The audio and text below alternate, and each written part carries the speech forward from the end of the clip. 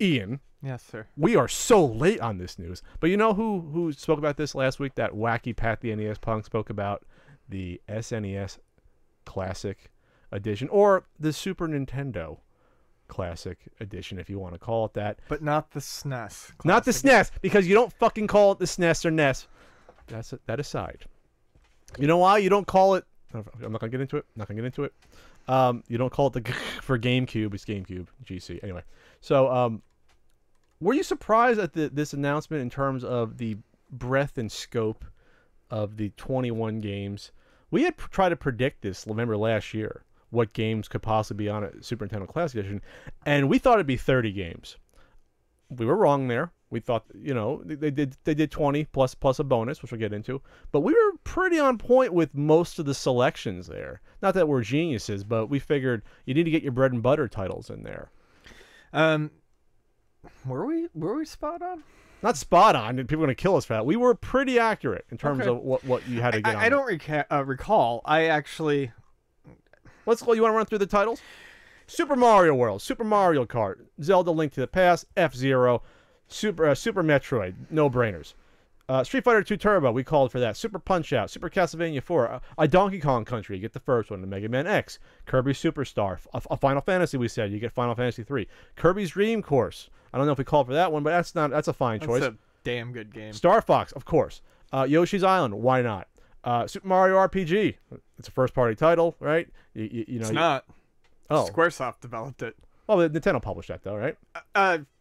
Yeah, but at the very least, I mean, it makes sense because they got the license from Final Fantasy 3 or from Squaresoft. Contra 3, Secret of Mana, Earthbound, which I remember at the time saying that I don't think that would make it. I think that's not mainstream enough, but it made it. Earthbound got in there. It's definitely mainstream enough at this point. At this point, but not when it came out, I would argue. And then they got the hard-on for Ghosts and Goblins because you got Super Ghouls and Ghosts coming on there. But that's better. I'd rather have that than Ghosts and Goblins on the NES Classic Edition. Yeah, I mean, I think that's definitely. I mean, at least from where I sit, that's a game that people always look for the system. I think the selection of games is knockout, and that's from a person who, I mean, there's no filler. The NES Classic had some filler. Had a few titles that you could say construe as filler. This has absolutely no filler. I would probably not play Donkey Kong Country. That's about it. Sure, but that's still an iconic title. Yeah, it is. You would have to put it on there, and I realize a lot of people would be upset if that wasn't on there. But that's personally probably the only one I wouldn't play. Honestly, I also probably these days wouldn't touch many of the RPGs for time reasons, but they would be games I would be tempted to play. Sure, but these are like you have to put one of the Final Fantasies that gets on there. Right? No, and you put 6 on there, or 3, or whatever you want. 3/6, sure. And like I said, the Earthbound surprised me a little bit, but now it's gotten bigger since the cult following has gotten bigger since it first was released. I am surprised that there's no. I don't count Punch-Out as a sports game. I'm surprised they didn't just throw in something like Super Tennis, something that's like a lot of people had it. It was one of those early titles. Super Tennis, and it's a fun game. I'm actually surprised that the original NCAA. But probably because it has NCAA in the name. Yeah. Plus those that and like Stanley Cup hockey. You try actually playing those. Stanley Cup hockey is miserable. It's just, but Super Tennis. I remember like if you got the Super Nintendo early, like that was like their go-to sports title because it was fun and arcadey kind of. But obviously you couldn't do Ken Griffey because of licensing. No. But Super Batter Up would have been pretty fun too. Not as ubiquitous as a Ken Griffey though. You know what I mean? Yeah. Or Super Tennis. That surprised me. They upped the price to $80, which makes perfect sense because people said, "Oh, they're not making the NES Classic Edition anymore because they're not making any money on it." Well, now they're making money on it because it's $20 more. That's pure profit. I wish they would have thrown Kirby's Dream Land 3 in there just to finish up the Kirby, or at least the. That's a tough game to find and it's expensive. My question is, along with that $80, yeah, it does come with two controllers. I think that alone right there is worth it. Well, you couldn't find the extra controller. Right, exactly. Yes, you can use the Classic Controller, Controller Pro, but if you wanted a second one, you couldn't fucking find it. Bump the price up $20. They were scalping the second controllers for more than $20, $60, $70. So the value there, I think, is built into the box. And plus, when you look at it, an NES title on Virtual Shop was what, $5 usually? Yes. And Super Nintendo's like what, 7 or 8? $7.99. So even by that, 8 times 20 games is $160. And if you want to go that route. Also, you have to look at the fact that you are getting 1, 2, 3, 4, 5. I mean, if you count the hack and slashes, 5 meaty RPG, three RPGs, traditional RPGs, and 2 hack and slashes. You're getting a lot more depth per game in this bundle versus NES Classic, because Yes. NES Classic you only get Final Fantasy 1. You get more pick up and play titles in the NES Classic. In this This is you're like getting longer and deeper games. this you're getting like the whole like meat and potatoes of the system. Yeah. In its entirety. And we spoke about it before, it's a good thing that Nintendo, like you get the Super Mario RPG. Yes, they didn't develop it, but it's a Mario title. So Nintendo they have at least some leverage there to bring that game out again.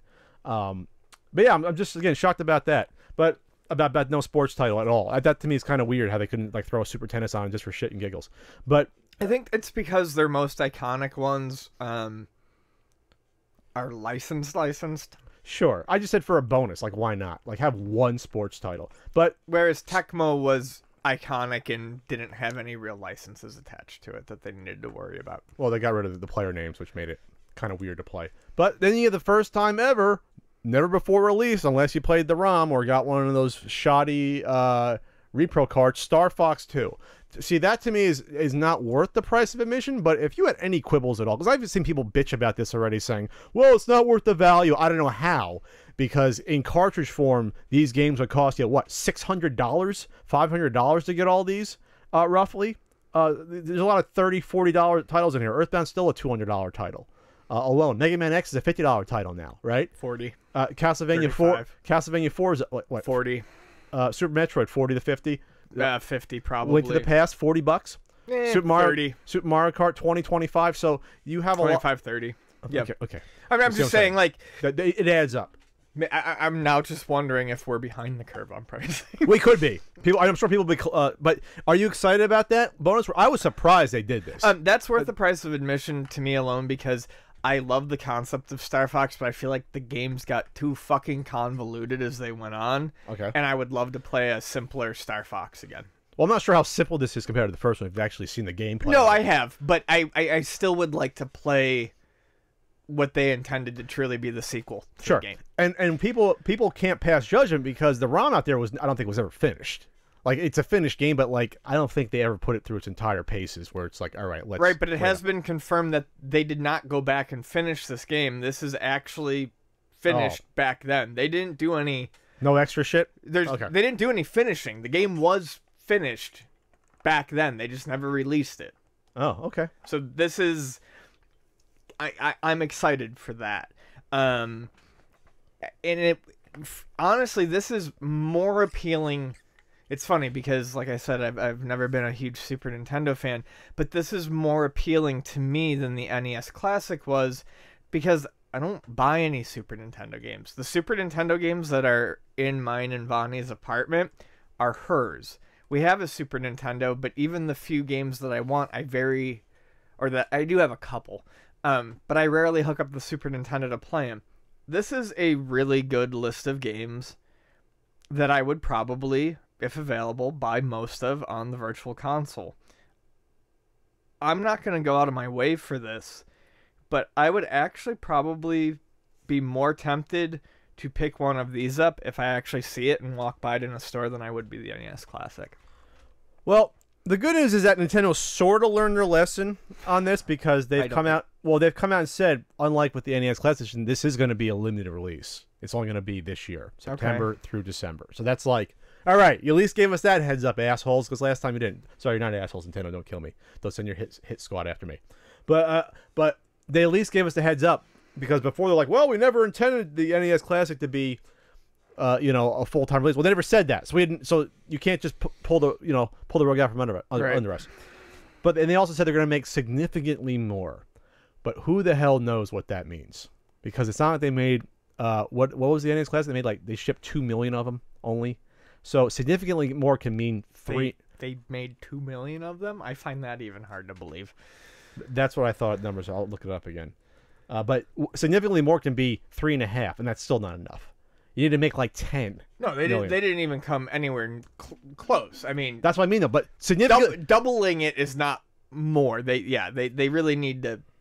But that's what I mean. Significantly more can mean, if you want to look at statistics, that can mean 50% more, significantly more. Still not enough. If they make 3 million, that's not enough. You know what I mean? Like, it's just not. So, let's talk about the controller ports. I'm a little disappointed there. I'm a little disappointed that they're flipped down and you plug in the regular connections. With the NES, you can get away with it because it blended better with the controller ports. So, it bothers me a little bit. But then again, I guess they don't want to have it entirely where you just plug it in there and then you don't have that little semi-iconic little grid, oval grid port there. But yeah, again though, you don't have to look for a fucking an extra controller because that worked horribly the first time. Yeah, they made like 2% of the amount of second controllers versus the system. Like, it was just awful. So the Japanese games are a little bit different as they were with the NES Classic Edition. Besides it looking like the Famicom, the same as the Super Nintendo PAL version. You know what's funny about that, though? I'm looking at it. I mean, someone can correct me if I'm wrong.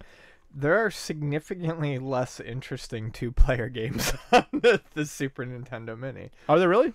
Oh, well, I mean, you got your alternating Super Mario World and your Mario Kart, but F-Zero is single player. Everyone forgets Street Fighter 2 is a huge one. Yes. It is. Yeah, then you're running out of steam. Right? And then you start to run out of steam. Yoshi's Island. Dream Course Contra. is 2-player Contra. And Secret of Mana is big for the multiplayer. Okay. You're right, though. I mean, but in still, terms of, it's not the same. It's funny. But I think Street Fighter 2 alone will sell it to the casual crowd. That alone will do it. And it's Turbo, if I'm not mistaken, yes, it is. which is my favorite version of the system. But it's different in Japan, though, which is interesting. I actually didn't look into what was different in Japan. This is what's different. All right, so in Japan, you get Contra 3, Donkey Kong Country, F-Zero, Final Fantasy 6, which is 3. Then you get Fire Emblem. Well, that's big for over there. And you get Legend of the Mystical Ninja, which is obviously a much bigger series. Mm-hmm. There. Still a good game here. Yeah. Kirby Superstar, Mega Man X, Panel de Pan, which is what, Tetris Attack? That's Tetris Attack, yeah. So that's interesting. That's a really good game. See, that's the glaring thing. There was no puzzle game in the US. I might have... I mean, but it's tough with such a good list of games. What would you swap out? Okay. Then it gets a little stranger. Okay, you get Secret of Mana, Star Fox 1 and 2. Then you get Super Soccer.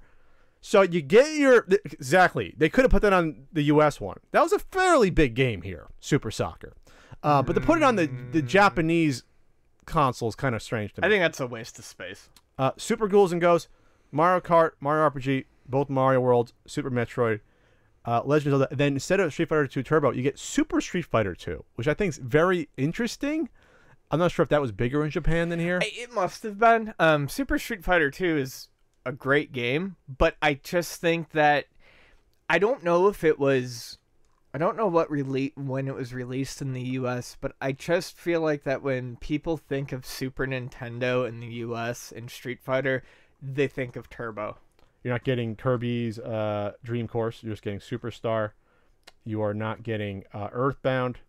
And you are not getting... Okay, so that's a huge omission, I think, for a lot of people. Let's see. I think most people would take Earthbound over Fire Emblem. What the hell's replaced for Super Soccer? What the fuck did they swap out for that? I'm trying to see what they swapped out. I'd take Kirby over I'd take Kirby Dream Course over Super Soccer. So, I think okay. Anyway, it's hard to compare back and forth like that. But anyway, so $80. I think that's a fine price point. I think they could have got away with the Super Nintendo Classic, the NES Classic at $80, and I would have been okay with that, even with one controller. But the 2 controllers kind of makes it all right. So September 29th. So they're going to get it in stock way before Black Friday and Christmas season this time to try to, massage it into people's homes. And this is my massage movement. Yeah. Here. All right. Anything else to say about this? Or are you excited about it? You're going to get the Japanese one because it looks cute and cool? No, like I said, I'm not necessarily going to go actively out of my way for it, but if they do stock well enough and I happen to see one, yeah, I'll probably grab it. And play it. Yes. It'll satisfy my random SNES urges.